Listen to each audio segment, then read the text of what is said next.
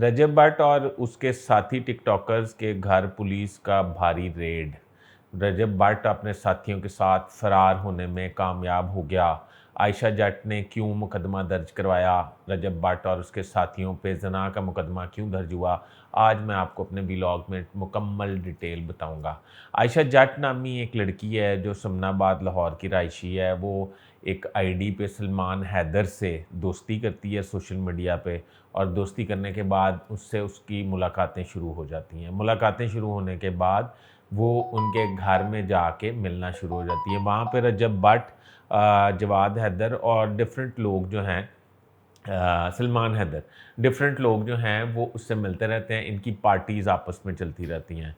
आखिर में पता ये चला कि मेरी इतलात ये हैं कि इनके दरमियान जो कुछ भी होता रहा बाहमी रजामंदी से होता रहा, पर जो वादे वईद सलमान हैदर और रजब भट्ट ने आयशा जट से किए थे उन पे वो मुकम्मल तौर पे पूरा नहीं उतर सके।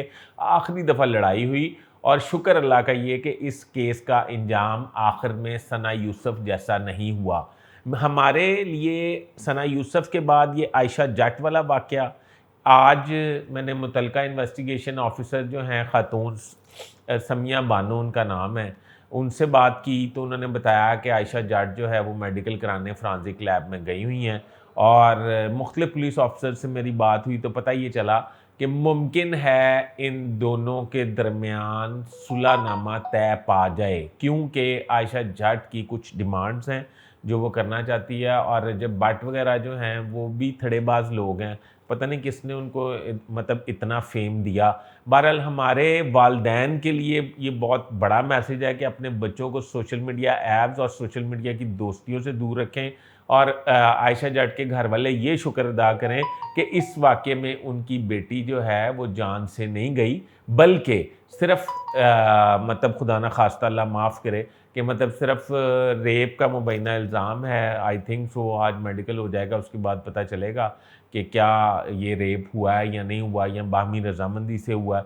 कहने का मकसद सिर्फ ये है कि ये ऊपर नीचे होने वाले वाक़यात में मेरे ख़्याल सीसीडी को इसमें इन्वॉल्व होना चाहिए। और ये सोशल मीडिया ऐप्स के ज़रिए जो दोस्तियाँ होती हैं इनसे मुलाकातें बिल्कुल नहीं होनी चाहिए। मेरे ख़्याल में तो मैं ना रजब भट्ट मुल्ज़मान की साइड ले रहा हूँ कि वो भी ख़वातीन को ट्रैप करते हैं, वो थड़ेबाज से हैं।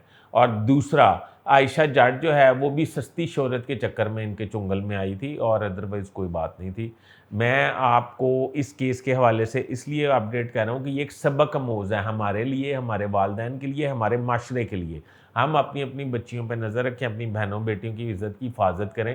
अल्लाह ताला सबको अपनी पनाह में रखे और ऐसे गैंगों और ऐसी सस्ती शोहरत की भूखी ख़वातीन से बचा के रखे। अभी तक के लिए इतना ही। अपने होस्ट फैसल अदीस भट्ट को इजाज़त दीजिए। अल्लाह हाफ़िज़।